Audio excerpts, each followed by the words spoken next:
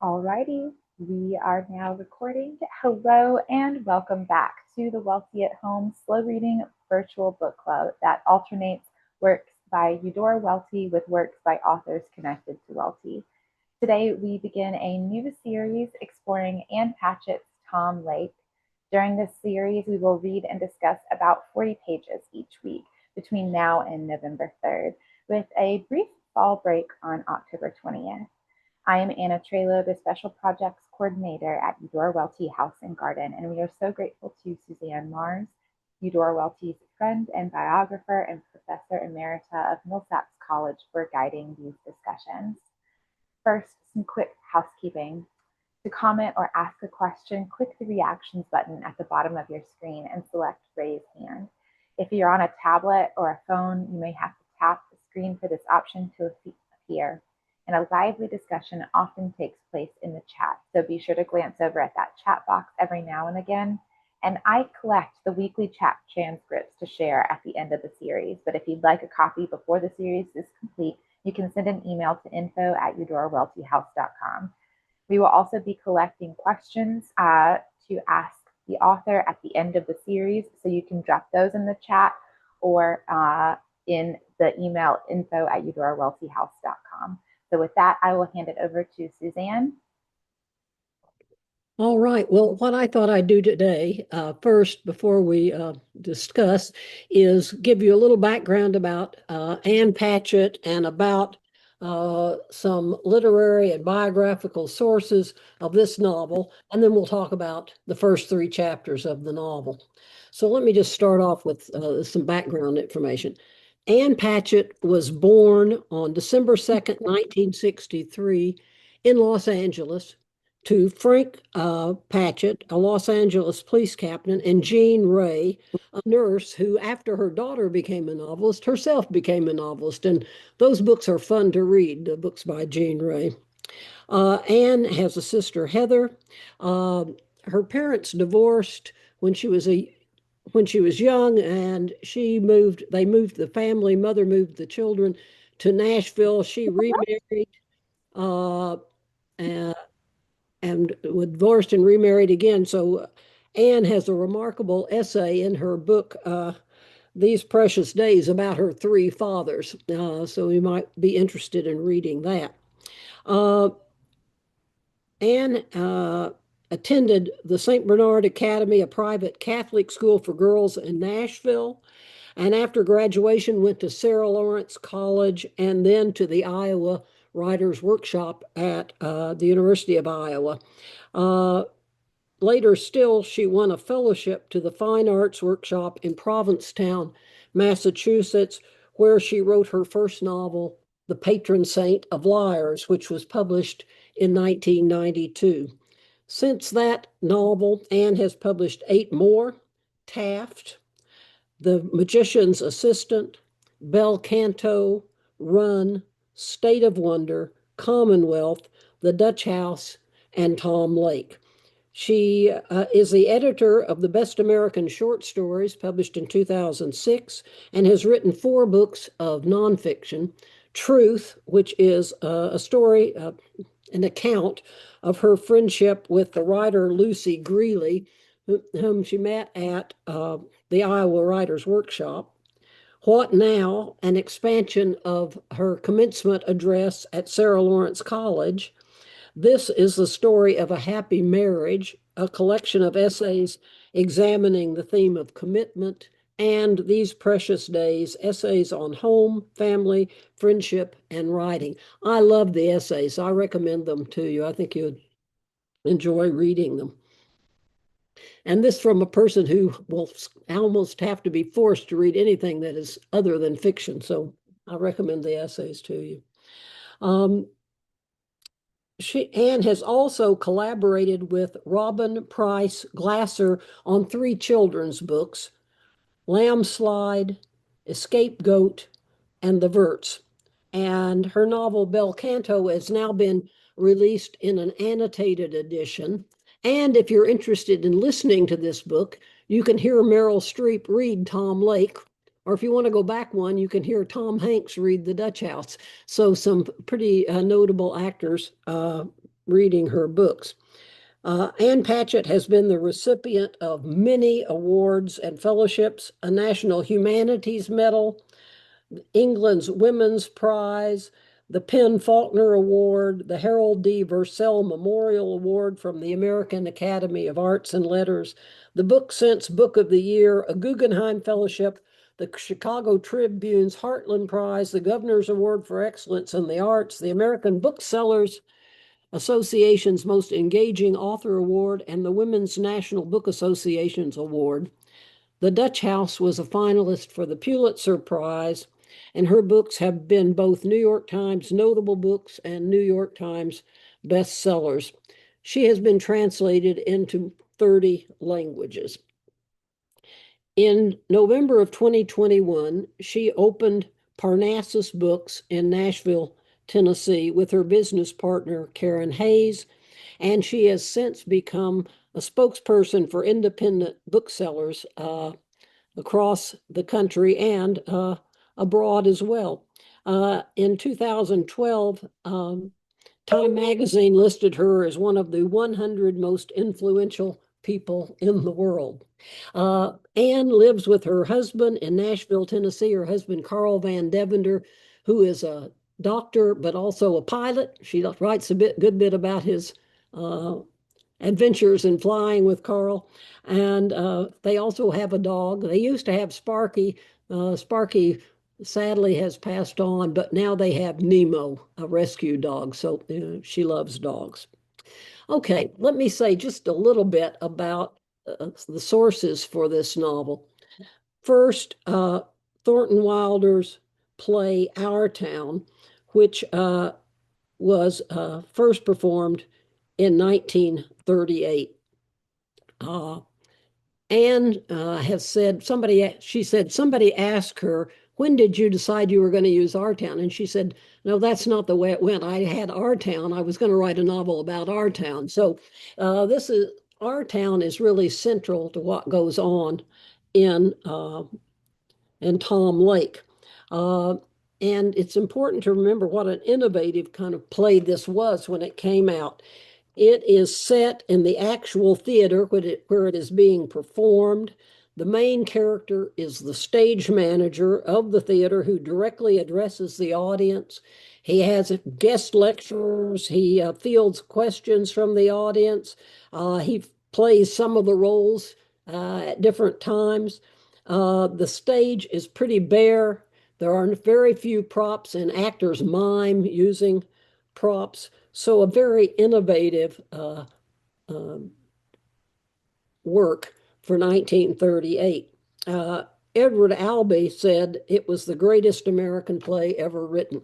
I don't know that I agree with that, but anyway, a great American play. First performed in 1938. It was in Princeton. It had success on Broadway and received the Pulitzer Prize for drama and is often revived today. The second play that she uses, and I want us to talk, we'll talk about Our Town somewhat today, but when the novel mentions the Cherry Orchard, Chekhov's The Cherry Orchard, we should talk about that play as well. And The Cherry Orchard was Chekhov's last play, written in 1903. It opened in January 1904 at the Moscow Arts Theater in a production directed by Konstantin Stanislavski. Chekhov described the play as a comedy. Stanislavski produced it as a tragedy, and we might want to talk about that paradox as well. So we'll talk about that eventually. And then I also wanted to mention the allusion to Dr. Zhivago and Laura changing her name from Laura to Lara in honor of Laura and Dr. Zhivago. A few biographical sources. As a sophomore at Sarah Lawrence College, at Christmas time, Anne was invited to visit a friend who had been a great friend during their freshman year, but who had transferred to the University of Michigan. So she went to Ann Arbor to see her friend at the University of Michigan, and there were tryouts for a play. The play was a chorus line. But the whole scene of a tryout, with the tables, with people registering, people to listen, with the people who are having the auditions, having to wait and not watch the other people auditioning, that whole scene was, and Anne was not auditioning, so she stayed in the room and watched all the auditions. And she can even today sing lines from a chorus line because she heard those lines sung so many different times that day. So that scene comes from her experience, but she transforms it to uh, our town. The names. Emily, the name for um,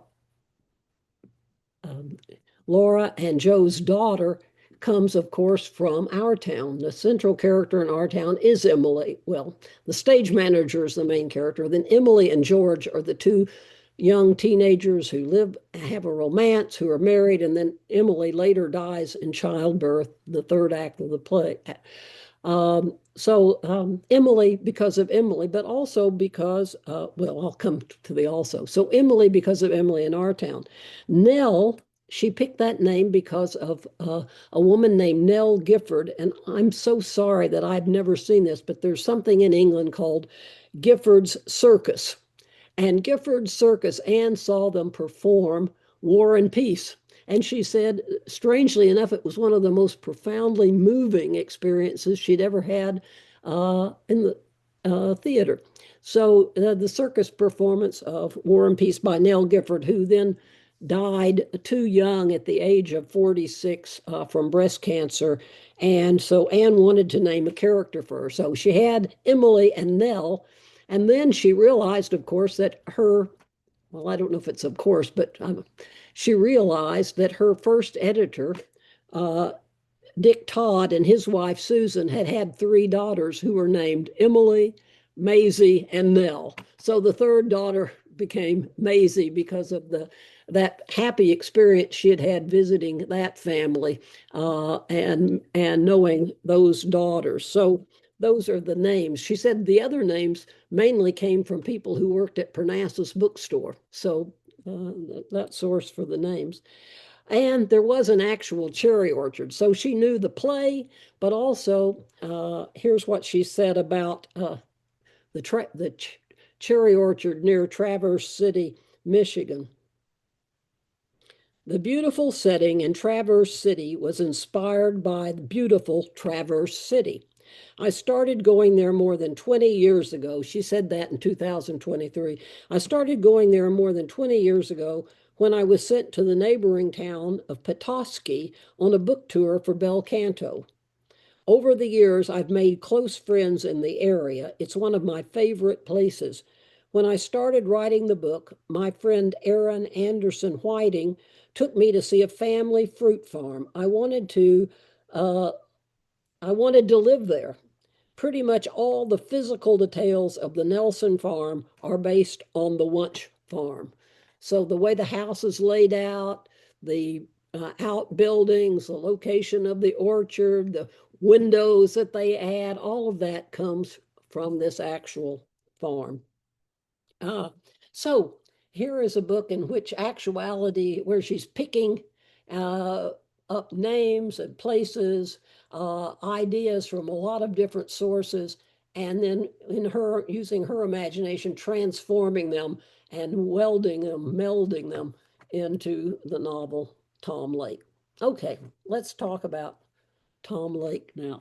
I thought we might start by talking first about the narrative strategy, the way this novel is told, from the point of view of Laura to audience of her daughters and to what other audiences. So can we talk about, and what does she tell what each audience, what does she hold back? So shall we start off by that? Why why go about it in this way? How does she go about it, and why go about it in this way? Anyone want to start us off?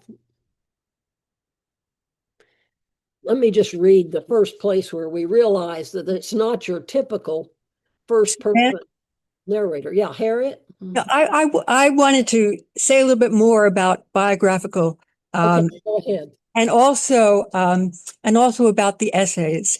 Um, I happened to be reading These Precious Days when I heard that when we were making decisions to read Tom Lake, and and I want to say that to reinforce what Suzanne is saying about how wonderful these essays are, and truthfully, it's kind of like these essays are like the closest thing to autobiography when you put them together. And in a book that is so much about family, I think it's also a really informing collection where one of the essays is about Anne's decision to not have children. Um, uh, and and it is about um, over a lifetime having decided that she has time to do one of two things: to have children or to write books.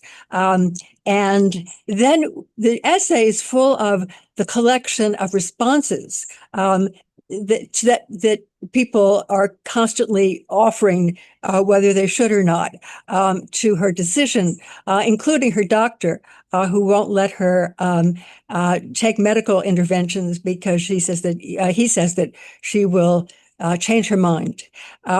But she does say in this essay that there was only one time in my life I can remember thinking I might want children, or could imagine possibly wanting them in the future, was when I went to the Todd's house.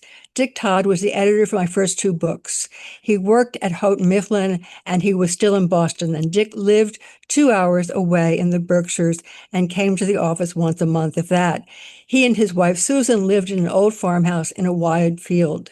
They had raised their three daughters there, Emily, Maisie, and Nell. And then she goes on and comes back to talking about the family and her visits there and how much she loves being there. And she says, piles and piles of books, the three girls mostly grown and gone. That made me think having children could be okay as long as they were like the Todd children, by which I mean not around, as long as my life was like the Todd's life. And so there's that those names and also the sense of the three children that she could imagine wanting, not wanting them around too much, but also now having as her children as she creates this book. And the essays are just so many of them are so informing and so relevant to this collection. Yeah, thanks, Harriet. Okay. Anything. So, yeah, the whole question of family, the whole issue of family and is a key one in the novel. And I want us to go into that today. But can we start off by talking about Yeah. this narrative perspective? And so as you're reading along, you started off the novel and you think, okay, this is a first person narrative. I'm experienced with that. And the next thing you know, wait, on page 9. Wait, wait, wait. You wanted to be a vet? Maisie shakes her head. You never wanted to be a vet. You never said that before. Maisie will begin her third year of veterinary school in the fall, if in fact there is school in the fall. I did for a while. You know how it is in high school. You wanted to be a pediatrician in high school, Nell says to her sister in my defense. Could someone explain to me what this has to do with Peter Duke? Emily asked. What does sewing have to do with Duke? So that's a kind of, that pulls you up short, doesn't it, when you see that? And now you're reevaluating what's going on in the novel. And then later on, she's not talking to the girls, but she's still talking. And as Anna said, she says, something like that. She's referring to, I guess, all of us who are reading her novel. So, what about this? And she tells us things she hasn't told her daughters. So, we find out things she hasn't told her daughters. So, there are interruptions on pages 9, 15, 18 to 20, 24 to 25, 26 to 27. Her daughters are the audience and the commentators. But most of chapter 3 is what is not told to them. What about that? Who is her audience at that point, do you think? Um, And why does she not let us know that she's telling this to her daughters on page 1? Mhm. What's the effect here? So I'd say something about mothers and daughters, Okay. and and the ways in which um, the daughters are so full of a sense of the mother's story that they disagree with her version of it, um, even when it's basic facts. The comedy. Even Uh, when she says, I know he's not your father because I am your mother. How do you know? Yeah. yeah, or um, of course, Duke was played George, and there, all these moments of contradiction. But the idea of children who don't know parents' stories. I mean, that's the reality is that children so often focus um, on knowing their parents as they know them and don't realize that they've had a life before. Um, but there's also something about telling. I mean, there's a moment when Emily accuses her mother of lying, and her mother says, uh, she says, "You never, you lied about Duke," and and and uh, and Lara comes back with, "I didn't tell you. Not telling you is not the same thing as lying.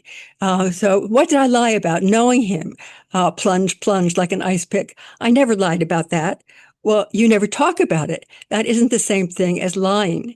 Um, and in the context that you're raising, I just wonder whether it isn't the same thing as lying sometimes in this book, where she's deciding what to tell and what not to tell, and that there's not telling, and different audiences can know different things. And the girls are one audience for which she is editing the story. And she says something about how they have no interest in a story that is not about a handsome, famous man. Still, I am their mother, and they understand that they will have to endure me in order to get to him. I take back my place on the sofa and begin again, knowing full well that the parts they're waiting for to hear are the parts I'm never going to tell them. Yeah. So why not tell your daughters this story? Why has she been silent about that?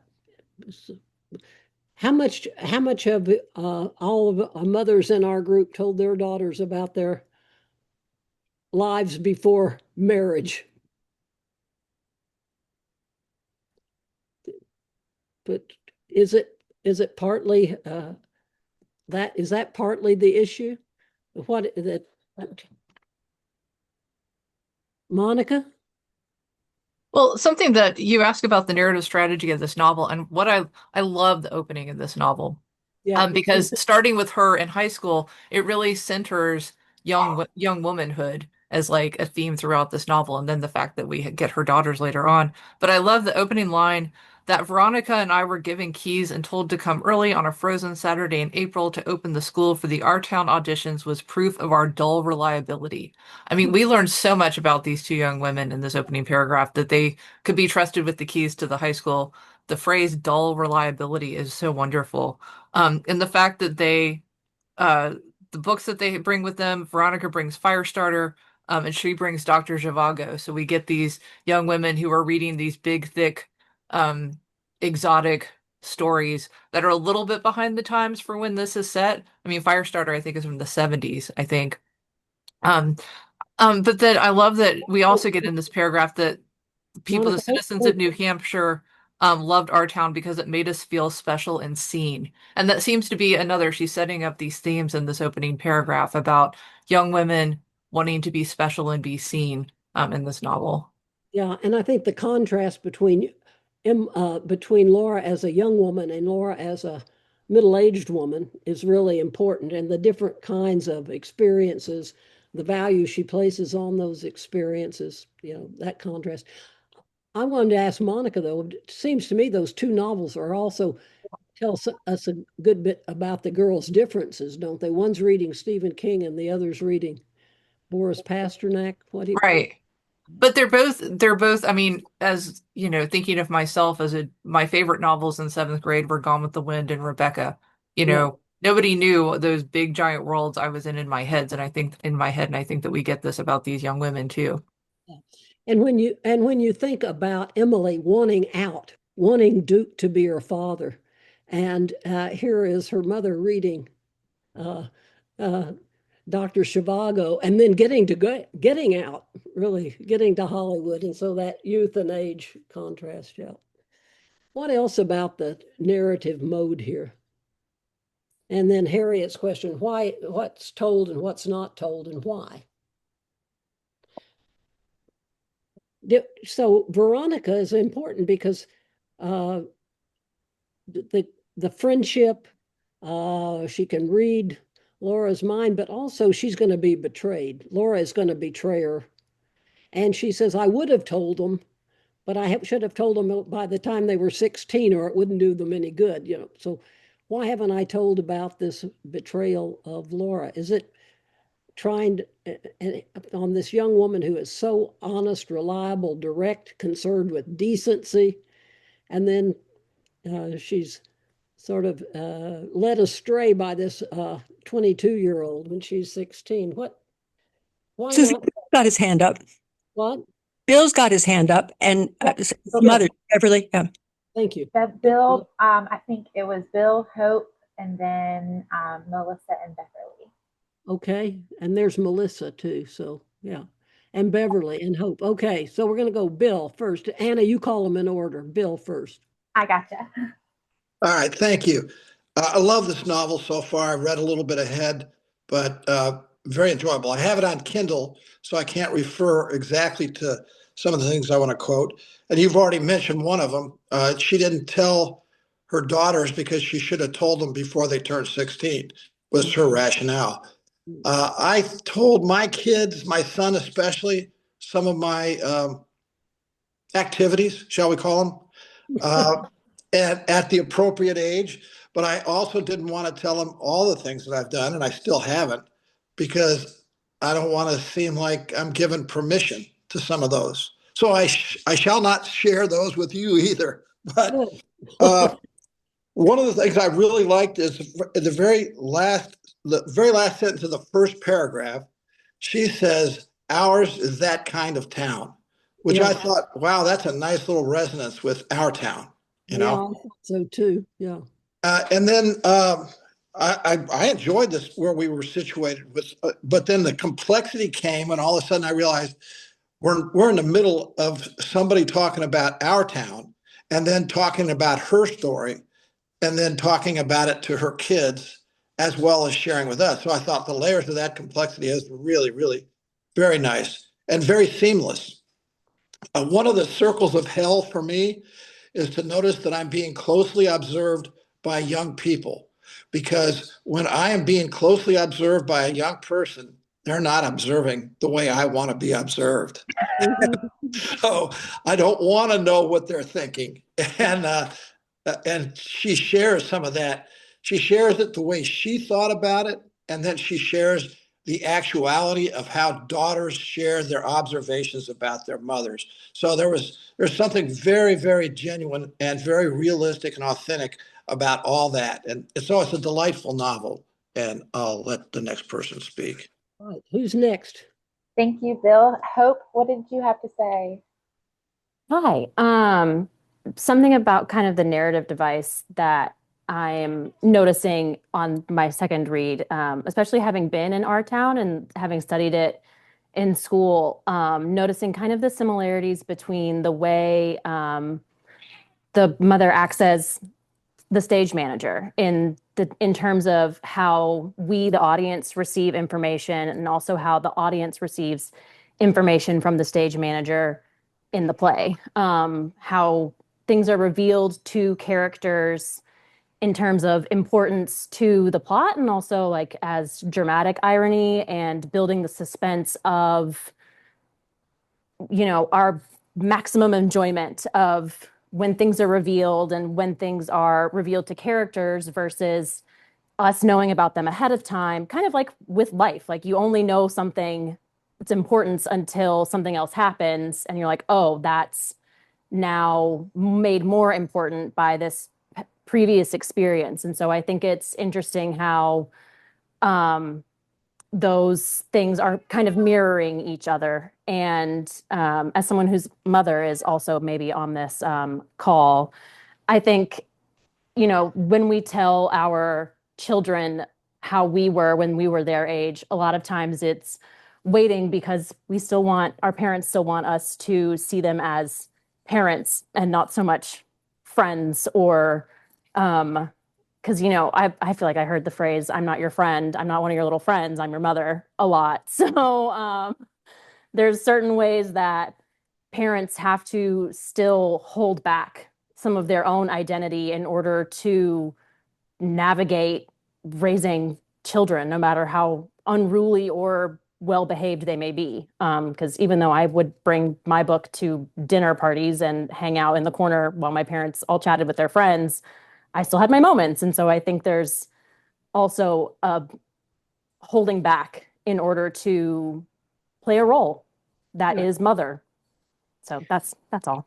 I also thought about the whole idea of the stage manager as being a part. She plays Emily. She's played Emily, but in a sense, we heard all those stage managers rehearsing, and in a sense, Laura is kind of the stage manager here. And we are, in a sense, the audience. And as the stage manager speaks to the audience in the theater of our town, she's speaking to us. And I heard Ann Patchett in an interview say that the difference she thought between commercial fiction and literary fiction was that in literary fiction, you have a communication, the meeting of the imagination between the author and the reader. That things are not set, the reader is not just being directed to a foregone conclusion, but there is this sharing of the imaginative experience. Eudora Welty said, literature is made by the imagination for the imagination. And so I do think there's something of that there as well. So thank you, Hope. Now we've got, I think, Melissa, maybe? Yes, Melissa and then Beverly. Okay. I think just building off what others have said about being a parent and sharing yourself.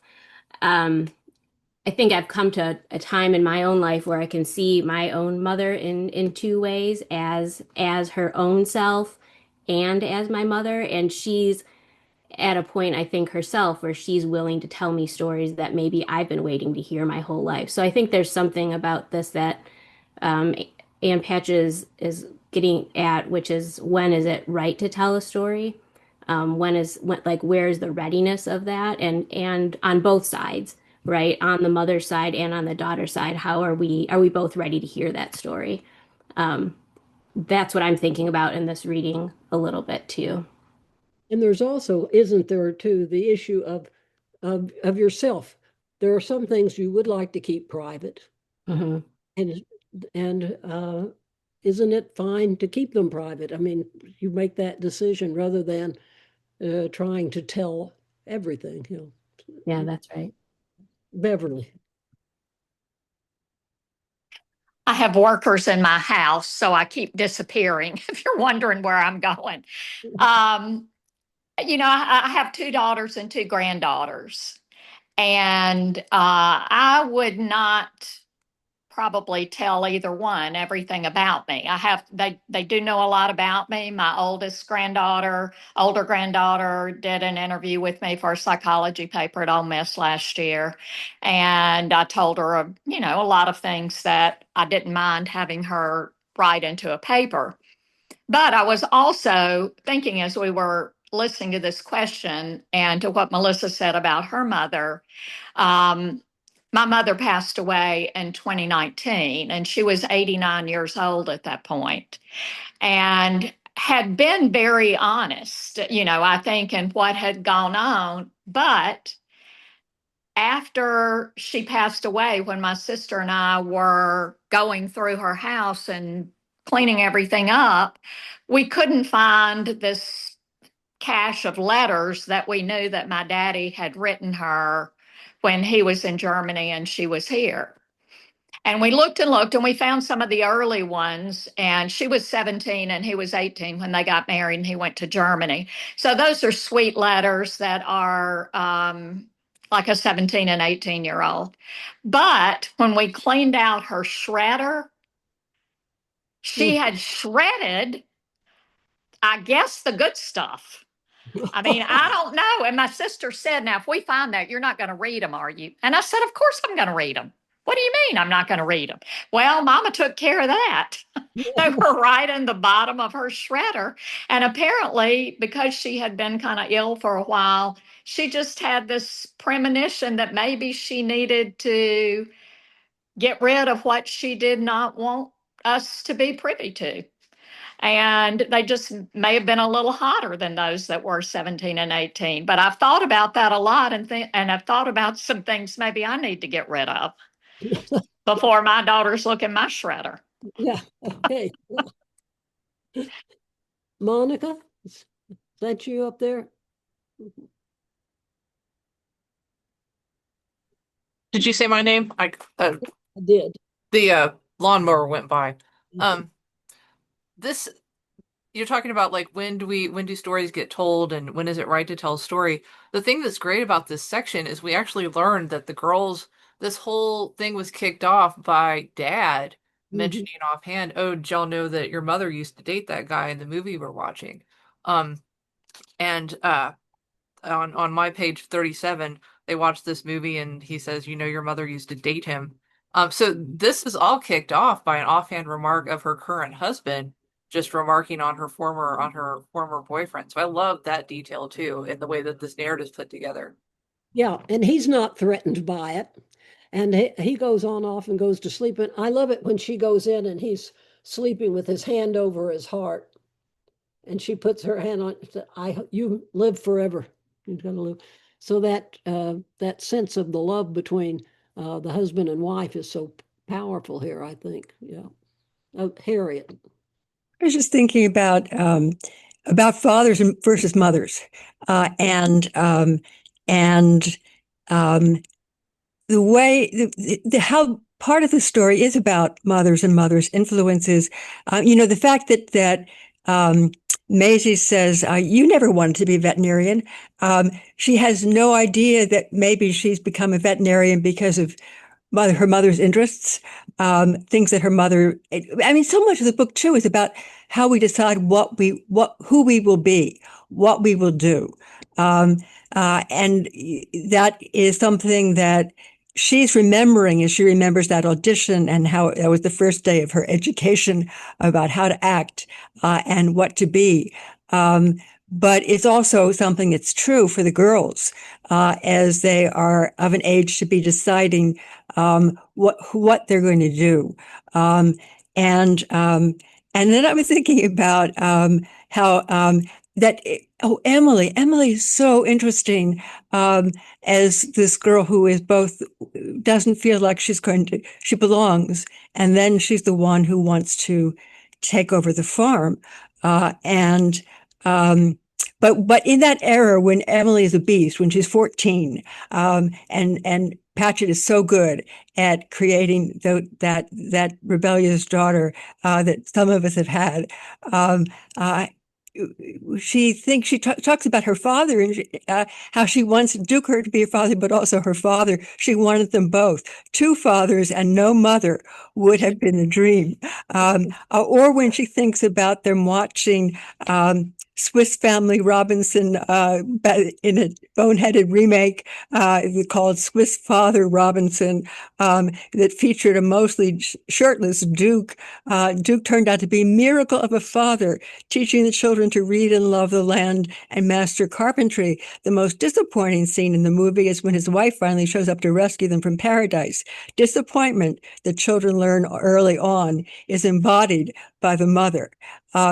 So much of the interest in storytelling has to do with daughters and mothers, and these daughters they're like a team.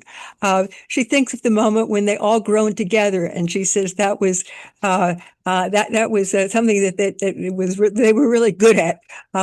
that they're together, or when they are braiding their hair together. Yeah. And Dad, let's see, the girls were braiding their hair into one fat rope, and then Joe spills, your mother used to date him. Imagine braiding the tails of three mice together and then throwing in a cat.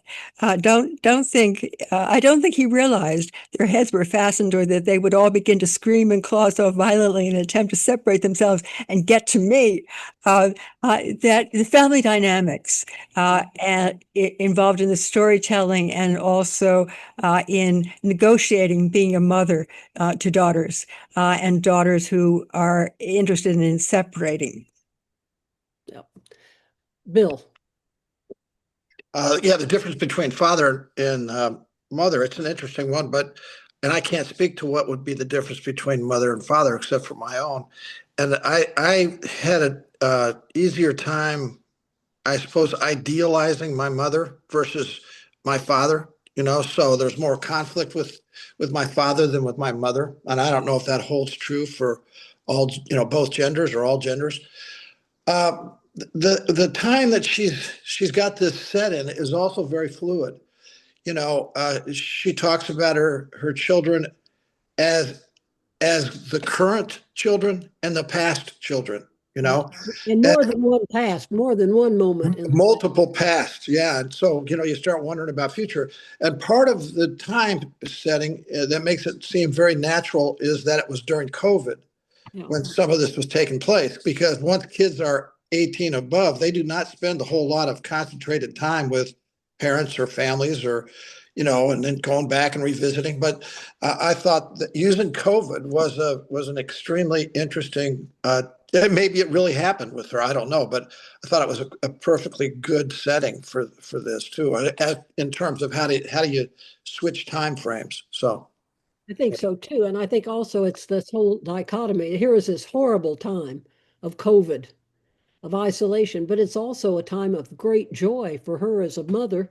yes, Three daughters here, the family is together, and that sense of the duality of experience, the doubleness, doubling again, as Eudora would say, is here, I think, in many ways. And tripling, at least tripling. I'm sorry, Bill, I missed that. I said it was not just doubling, but tripling. Yeah, yeah. So I think that's really important, the COVID setting time.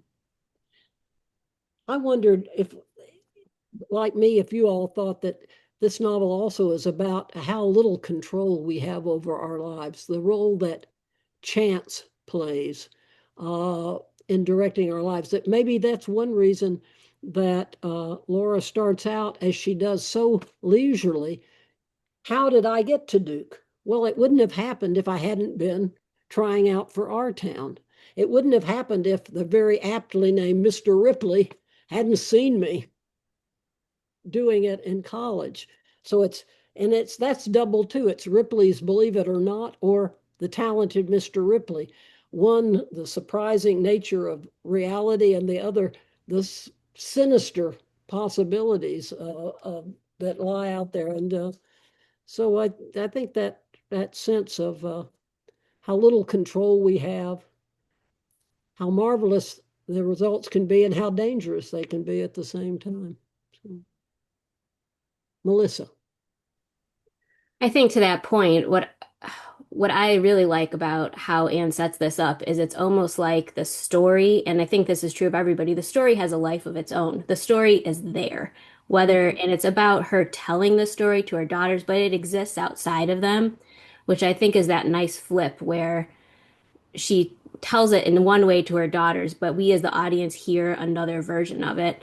But the story has its own life, like so many stories do, and she's crafting it as she goes along in this novel to the audience. Right.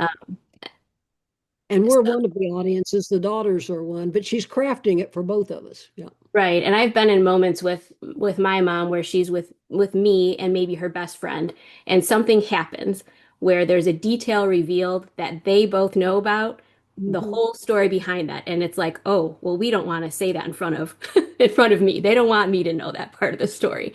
But I love those moments as a daughter, as just a human, because I get to see my mom in some other light, which I think is what's another really powerful way this story is told is these girls have known this story for a long time. They've known their mother had this relationship with Duke since they were little girls and braiding their hair together.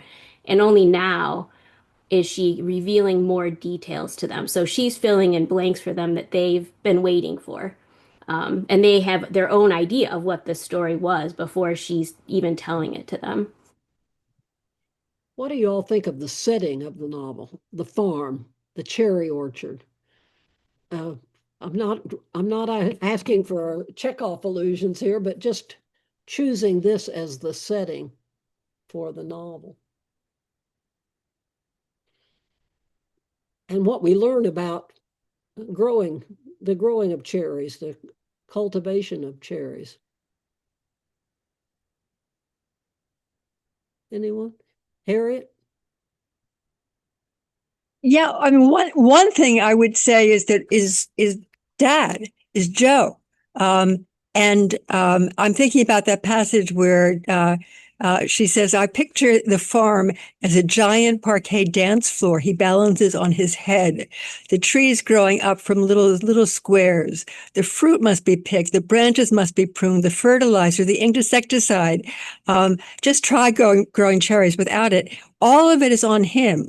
We try to be helpful, but it is his head that this place rests on." So there's Dad and the farm. Of course, the farm is also this beautiful place. It's also a nature and and a kind and a setting of peace in opposition to the COVID and everything else that is swirling in the relationships of these folks.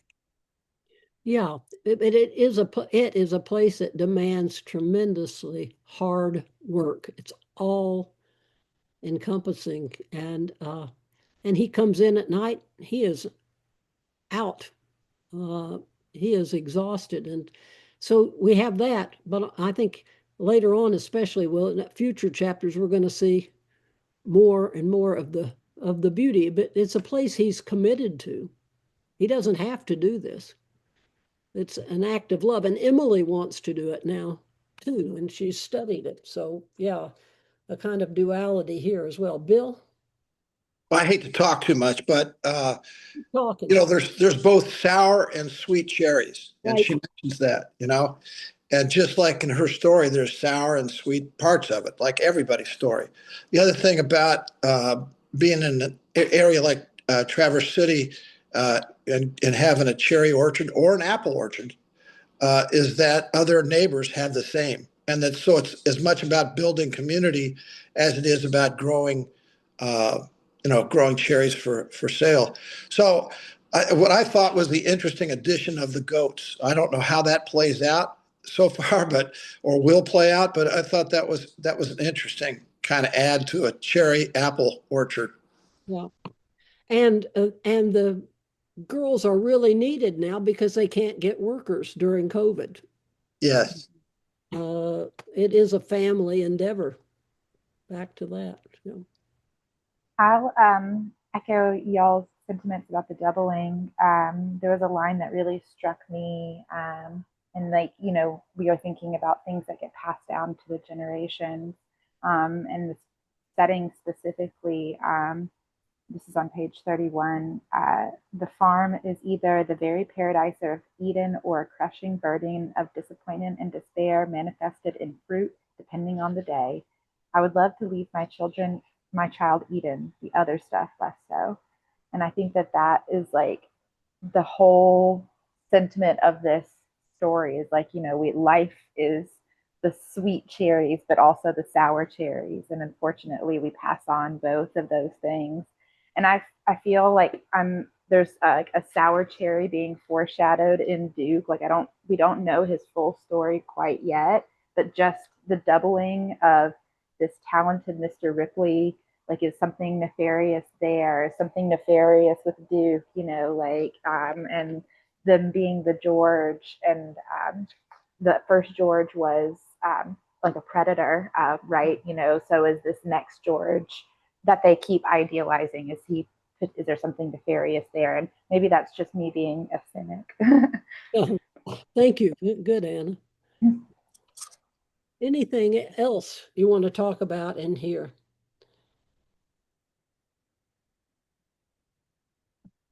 What about, I want to ask about a little detail. What about that dog that comes in here? Hazel, which Hazel? What is Hazel doing in here? Why these choice of details, do you think? Anybody want to talk about Hazel? From Ann Patchett, the great dog lover. Beverly, I know you will. Well, I thought it was appropriate because one of the girls is a vet. And so, we're going to, well, as events unravel, as the plot goes on, we're going to see her more and her profession. And so, I thought the dog fit in perfectly. And knowing I watch Ann Patchett's, it's new to you, the book thing she does on Fridays. If you haven't read it, it's new to you. And she always has her dog there. Yeah. So I know she's a huge dog fan. And so here is Maisie reaching out in empathy, saving, rescuing the dog. And that kind of empathy is what I think the novel is talking about, the importance of it, in terms of the relationship between all of the characters. Yeah. Any other details we should talk about here? Suzanne, I have received several questions about Patchett's relationship to Welty. I was wondering if, before we wrap up today, if you wouldn't mind speaking a little bit on what made us choose this book. Yeah. Ann Patchett, when Eudora died, well, let me go back in time. In I think it was 80 or 81, 17-year-old Ann Patchett went to a reading Eudora gave at Vanderbilt and heard her read from her fiction. And then she asked her to sign her book, and Eudora graciously signed her book. And Eudora was a person of influence upon Ann's work. And then when Eudora died in 2001, Ann Patchett came to Jackson to attend the funeral. Since that time, she has been incredibly generous with this Bill Saps College, coming to speak with the Eudora Welty House. She's delivered the Welty Lecture in Washington, D.C., so that she's taken an interest in Welty's fiction and acknowledges a debt to Welty's fiction. And she's written an essay about Eudora, which is the introduction to the collected stories, the new edition of the collected stories about Eudora Welty. So she's a person who recognizes the importance of Welty. And I think there's when you read Ann Patchett talking about writing, I think her views of writing and Eudora Welty's are very similar.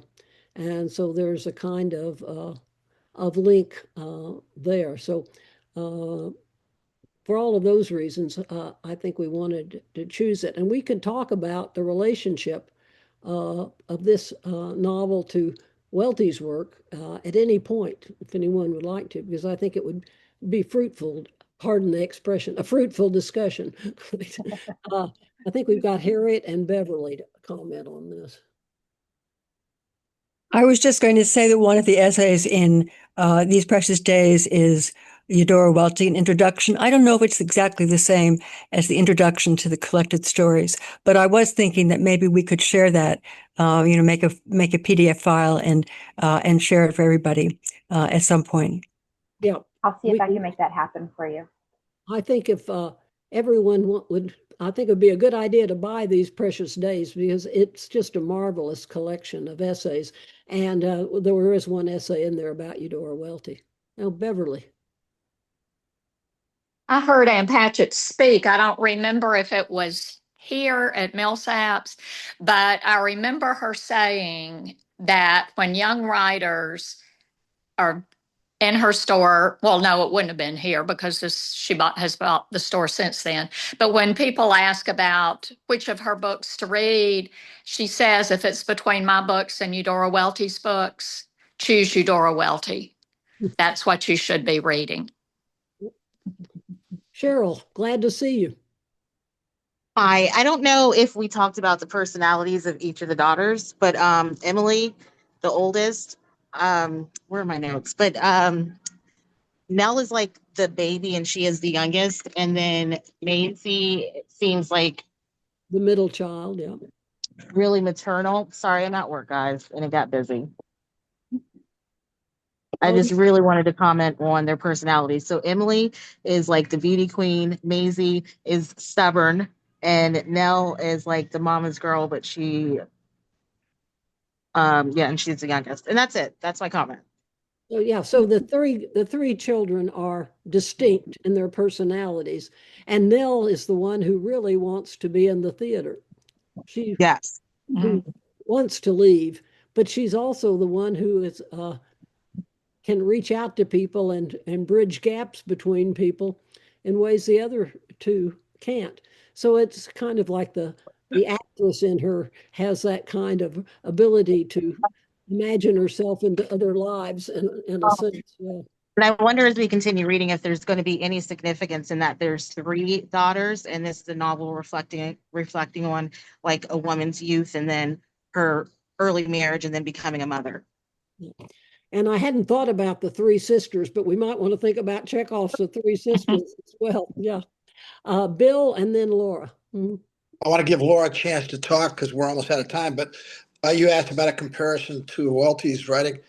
This when you said that, it reminded me of that short story of Welty, and I don't remember the title, where it had a very fairy tale like quality, and all the characters were doubled, and it was set in a forest, and it just kind of reminded me of some of the qualities of this particular story. So that's my comment. Laura? Well, I was thinking of that too, with the connection to Welty. And there was the moment that really jumped out to me was at the beginning when Laura is watching, when she's at the table, watching, listening first, and then turning around and watching all of the auditions. The way that she is observing and describing all of the people in the community, that to me felt like Welty. That those kind of, and especially because somebody mentioned at the very beginning how sharp they are. It's that really sharp teenage observation point that I thought was so well done. But it was a way of seeing the community that felt like everybody was in a play, even when they were just walking in the front door, and the way that they walked in, the way that she was looking at the way they were dressed and the way they were, where they were. That to me, there were so many elements in that just felt really sharp and really observant. And that jumped out to me. Made me think of Welty. Harriet? I was thinking about a memory and that Welty's a memory and the beginning of the book as kind of remember looking back at a moment that is important and we have to figure out why as readers. But I was also thinking about how good the question. Also, the difference between the youthful self, which the narrator is describing, and her current adult self. That right. Yeah. Go ahead, Harriet. I'm sorry. No problem. I was just thinking that how good Cheryl's question was about the girls and the distinction between them, and the way in which they're all kind of different parts of their mother, different things their mother has considered being, it's just a good future topic for us to talk about. One of the most moving moments, I think, in these first three chapters is where Laura says, Emily is going to walk to the cabin where she lives, and she says, And she kissed me goodbye. And then she said, Emily kissed me. The daughter's affection after such a fraught, her fraught teenage years, having Emily kissed me, that being so much to the mother. Yeah. Well, Laura. it is 1 o'clock now, so I believe we are out of time, but what a wonderful discussion this has been. Suzanne, is there anything else you'd like to add before we sign out today? No, I think if Laura has something, we'll start out with you next time. Laura, did we cut you off? No? Okay, good. So we'll read on the next 3 chapters.